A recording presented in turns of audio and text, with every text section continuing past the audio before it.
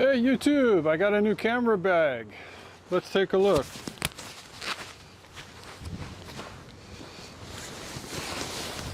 Today we're going to cover the new Vanguard Select. It's Vanguard VEO Select 49. Only two colors, green and black, 150 bucks B&H. Let's get into it.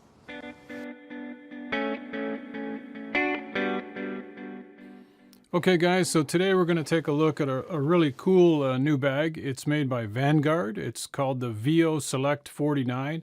I've got it in the nice green color. You get a whopping two choices, green or black, so take your pick. B&H photo, it's about 150 bucks right now.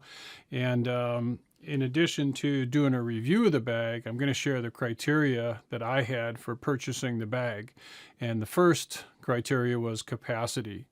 I was looking for something that was a little bit bigger than what I was using previously for my Sony kit.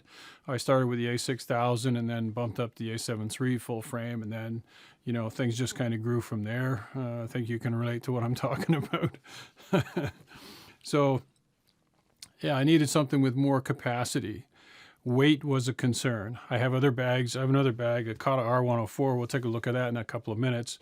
It weighs over 7 pounds. This bag weighs 3.5 pounds. There's a 4-pound weight difference. So that was a huge consideration as well. And then last but not least was cost. I didn't want to spend $500 on a Shimoda Action X. I don't need that kind of capacity, but I definitely wanted something that was a little bit big, you know, maybe between like 17 and 24 liter capacity.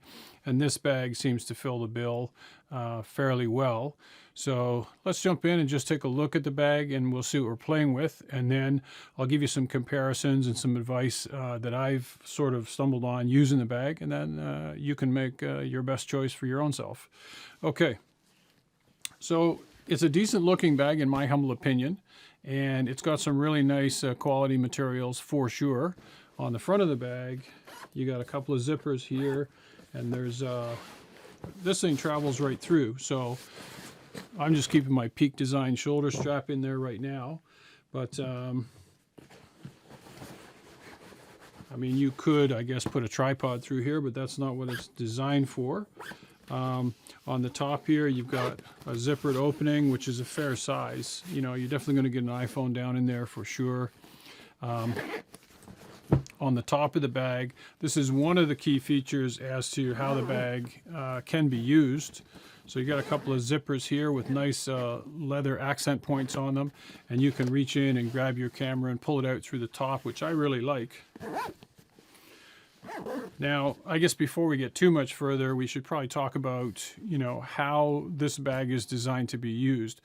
It comes as a side access bag. So you'll notice when we take it open the bag in a second, it's set up for side access. And so there's a side opening pocket here, there's a little zippered pocket here for some business cards, what have you, and there's a nice carry handle on the side here. So that's really cool. I mean, there's a lot of things about this bag that when I first started looking at it really kind of caught my eye. And so you can carry the bag like a briefcase if you want. You're going on an airplane. There's another strap that comes with the bag, and you can hook it on to here and throw it over your shoulder.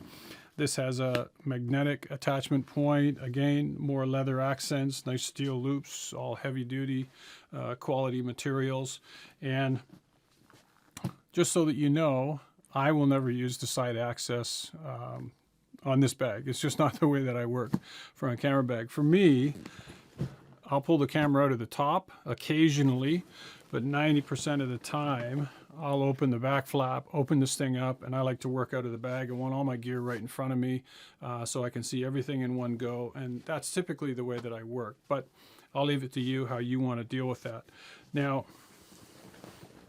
on this side of the bag, there's a feature here that I really like, and that is the tripod holder. Just pop that open, and there's a nice rubber strap here, and so this is probably one of the easiest tripod. You just reach it, and the strap allows the pocket to expand. So for me, putting my carbon fiber tripod in here is pretty straightforward. Just take the legs,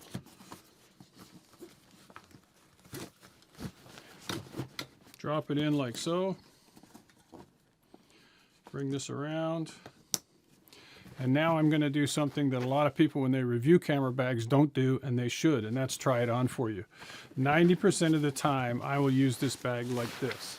So I'm just going to throw it over my shoulder like that and walk out to the car, and away we go. But if I put the bag on, let's bring that strap around.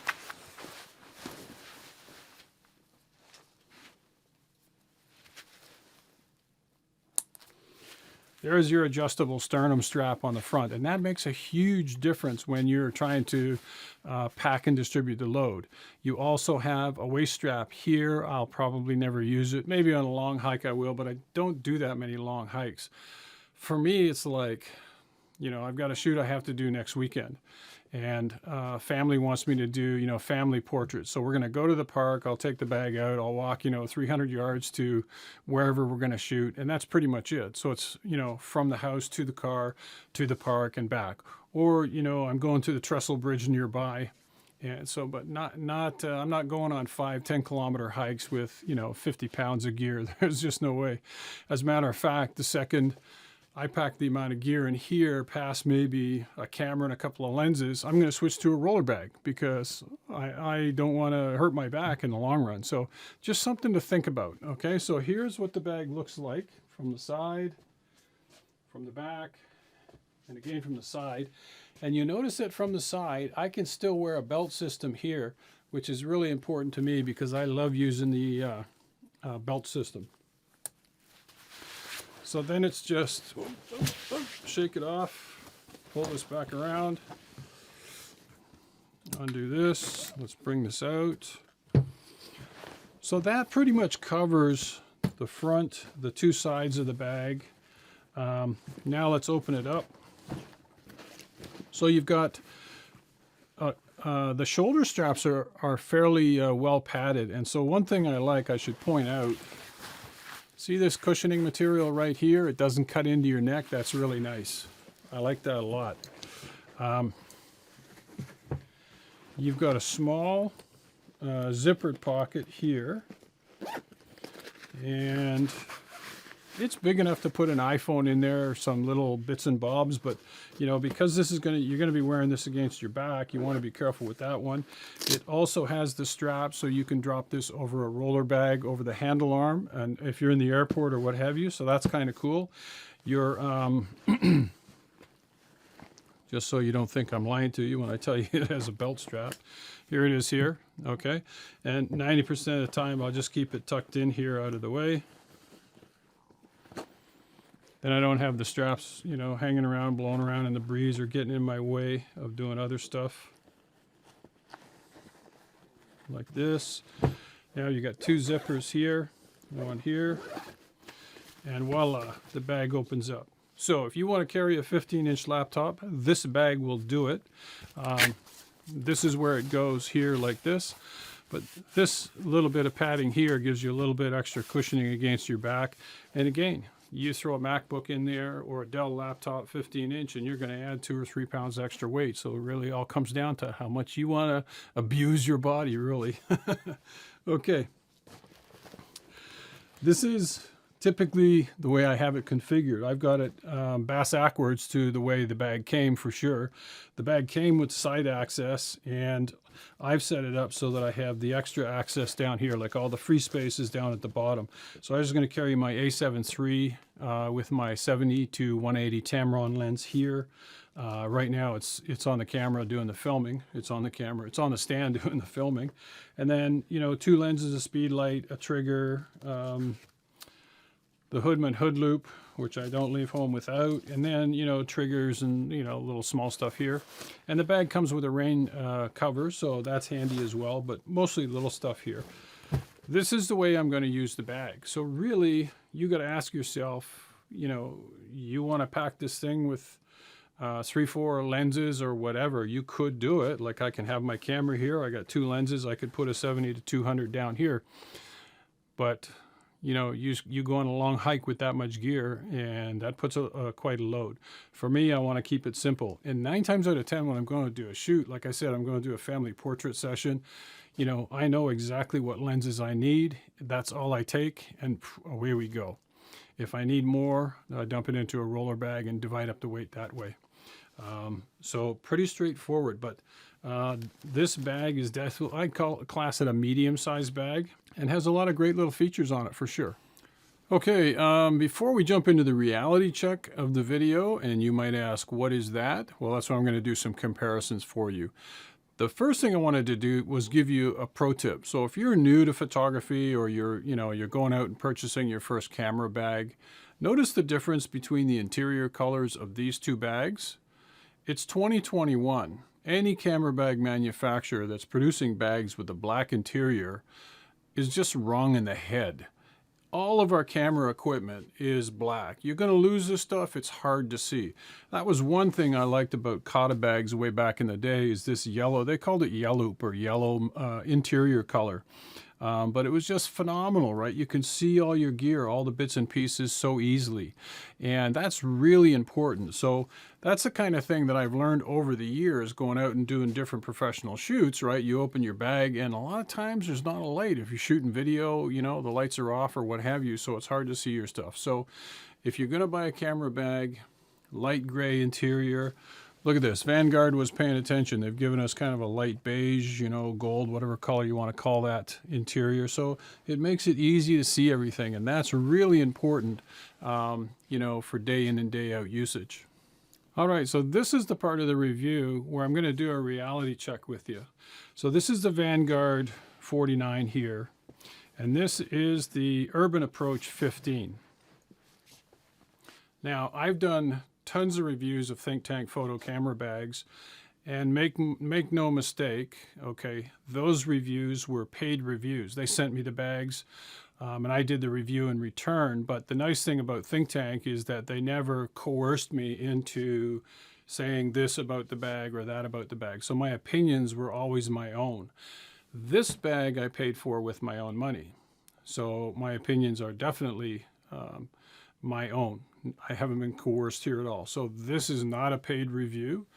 These were, when I covered this bag years ago, it was a paid review. But that notwithstanding, look at the difference in the width. One of the things I like about the VEO Select is that it's basically the width of my shoulders. So that helps to distribute the weight a little bit.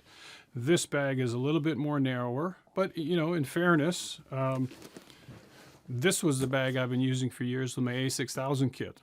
And then I got, not camera bag disease, but camera disease. And I upgraded to the A7 III. And for headshots, I mean, full frame and more megapixels, there's just no substitute for it, right? So, and maybe I'll go to the A7 IV now that's just been released. We'll see. But so this is a great bag. I just wanted a little bit more capacity. And so that's why I took a look at this one. So that's one thing to think about. Next thing I want you to consider is, here's an older Kata bag. And I'm dating myself here. I bet you some of you young guys out there and gals probably have never heard of Kata bags. So Kata used to be a company that started out making tactical equipment for the Israeli military. And then they got into making camera bags. And then Manfrotto came along and bought them out. So if you go back in time a little bit, or you'll see Kata bags around, people that have them love them. And the reason is because they're built like a tank. They're so well made. They're going to survive through the Israeli army. They're going to last for photography for sure. So, but the difference is 7.5 pounds, 3.6 pounds. So that's a difference of 4 pounds, give or take. 4 pounds. So the new Sony 70-200 Mark II lens is a 3-pound lens. So it's whatever they've done, they've made it super lightweight. And so that's the difference. So you're getting that extra 3 pounds plus a pound weight capacity just by switching to this bag. And you feel that even with the gear in it, it's not heavy. And that's what I was looking for, something that was fairly lightweight. So when you go shopping for a bag, make sure you do the weight test, right? Because this thing weighing 6.5, 7 pounds, actually over 7 pounds, you notice it when you pick it up.